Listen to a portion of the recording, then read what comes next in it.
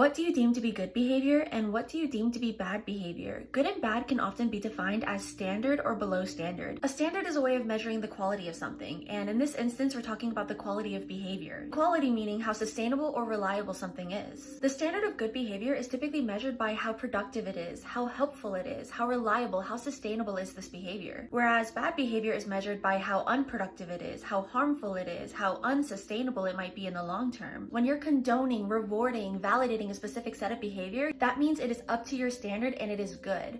When you're not willing to accept, when you're rejecting, when you're detesting certain sets of behavior, that means you deem it as bad within your standards. Value in and of itself is the importance, worth, or usefulness of something, whereas values are a person's standard of behavior or one's judgment of what is important in life. Action and intentions are incredibly important when it comes to maintaining value. You can't keep something of value without giving value to it in return. Think about a car. A car is incredibly valuable. It gets you from point A to point B. It's convenient, but you can't maintain your car and the value and convenience that it gives you without doing the maintenance required. You have to do the occasional oil change. You have to rotate your tires every so often. You have to fix parts when they break to make sure that the car is sustainable. Unfortunately, we can't have privileges without taking care of our responsibilities, and value comes with responsibility, which means that occasionally we'll have to put intention, effort, and energy into something in order to maintain it. Now, we all have value systems. Systems give us structure and foundation for the responsibilities we want to take on to maintain the privileges we want to have. Maybe you want the privilege of peace, and with the privilege of peace comes with a lot of responsibility. Those responsibilities, those values being maintaining kindness, generosity, harmony, consideration. We often refer to our value systems as our morals or our moral compass. Our moral compass guides our behavior and leads us down the path that we want to go down. Sometimes we're willing to subscribe and uphold somebody else's standards because their structure is productive and beneficial for everyone, so of course you'd want to subscribe to it. This is where ethics come into play, where it's a collective value system where multiple people, a collective, are willing to uphold a certain standard and value. There's work ethics, there's school ethics, there's community ethics, there's societal ethics. We express our will, we give energy, and we invest in systems that we align with. What we're willing to condone, validate, and accept is a reflection of our values, not the words that we use. This is where subconscious and conscious values come into play. Let's use the example of you say you value the gym, you value working out, you want to value your health,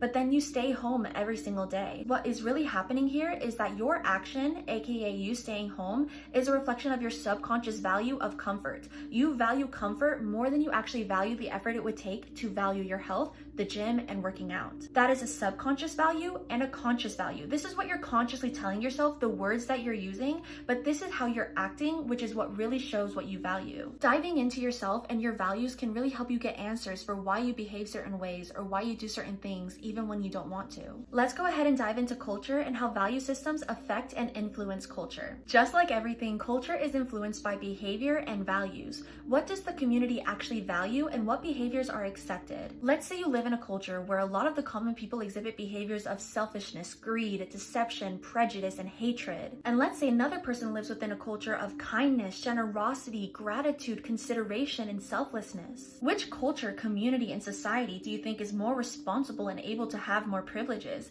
Do you think that this culture could have the privilege of peace and consideration and harmony? No, because they're always at war given the values that they hold. When there's a society, a big collection of people, a law system is typically put in place to maintain the standard of safety and order. As humans, we all collectively have the right to our own will, our autonomy. But whenever someone does something to take away your autonomy or harm you for their own selfish interest, the law is there to protect you and your rights. For example, I live in the United States of America, and we have something called a constitution, which our law system is based off of. One of our first amendments is that Congress shall pass no law respecting an establishment of religion, and it also guarantees our right to free speech, free press, and many different rights that we have as individual humans. When beliefs and prejudice start to impose their way into law systems and value systems, it can have really harmful consequences. If a society values prejudice, they're going to write it into their laws because their laws are trying to maintain a specific standard. A good example of this is when Hitler came into power in the 1940s in Germany and imposed prejudice in the law systems and the culture. Sometimes systems are created to value and benefit a specific group of people at the disbenefit of many others. When law systems fail, it's because the people aren't taking on their responsibilities to uphold their values.